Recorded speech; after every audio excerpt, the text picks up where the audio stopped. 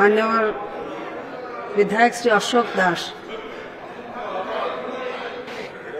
मान्यवर बाचस्पति महोदय, मु आपण जरिया विभागीय मंत्री जानवा चाहिए एथर जो धान किणार व्यवस्था करा जायछि सरकार जो 800 टंका अनुग्रह राशि देवाई व्यवस्था करिसंती धान रे स्वागत योग्य पदक्षेप, किंतु गत थर जहाँ जना पड़ूला जे मंडी मानक माध्यम जो धान किणा जाऊला सेठी बहुत अनियमितता होतला एवं से जो चाषी माने बहुत समस्यार सम्मुखीन होते और दलाल कबल पड़ी बहु हईचई हबार व्यवस्था सृष्टि करा जायतिला।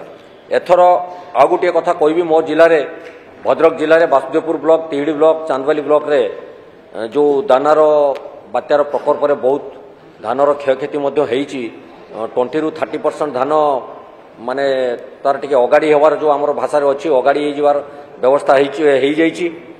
तार एफएक्यू मानटा किपरि भाबे से निर्धारण करिवे एवं किपरि भाबे से धानटा को क्रय करा जिवो एवं चाषी मानक सुविधा पई एफएक्यू मानरे कटनी छटनी करिकि 7-8% गत थर आमे नजर को आछि विभिन्न मार्ग से कटनी छटनी करुले।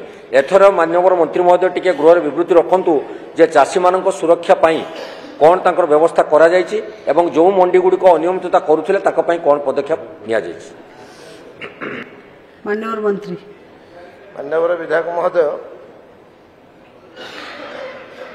क्षयक्षति बाबद प्रश्न पचारे ताहाकु आमर सरकार तरफ अनुधान करा जाउछि।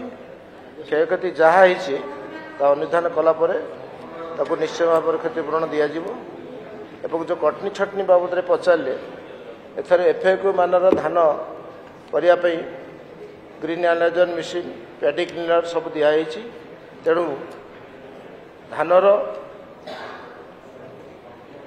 क्वालिटी की ठीक भाव में आम नवा एवं सरकार तरफ पैसा भल दिज्व 2300 टंका पर 800 टंका बोनस दिज्व से किसी व्यस्त हबार नहीं। धन्यवाद।